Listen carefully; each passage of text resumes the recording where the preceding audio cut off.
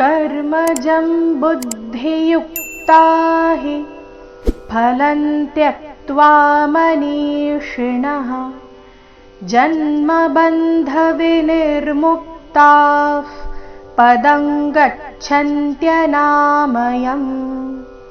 कर्मजं बुद्धियुक्ता हि कर्मजं ಮೂರು ರಸ್ವ ಬುದ್ಧಿಯುಕ್ತಾ ಹಿ ಬುದ್ಧಿಯುಕ್ತಾ ಹಿ ಚರಣದ ಕೊನೆಗೆ ರಸ್ವ ಹಿ ಅದನ್ನ ದೀರ್ಘ ಮಾಡಬಾರ್ದು.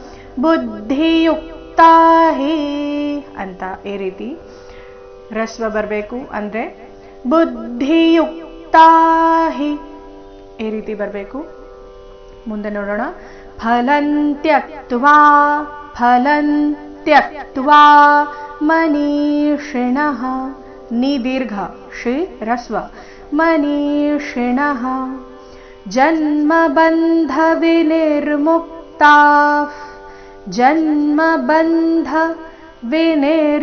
ವಿನಿರ್ಮುಕ್ತಾಃ ಪದಂ ಗಚ್ಚನ್ತ್ಯನಾಮಯಂ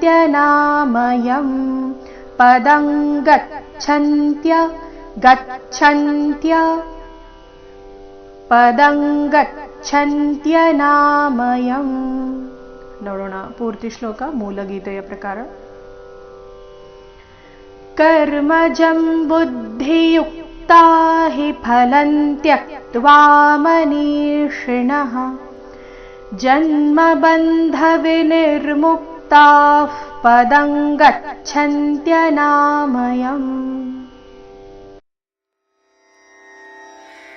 ರನ ರನ ರನು ರೇ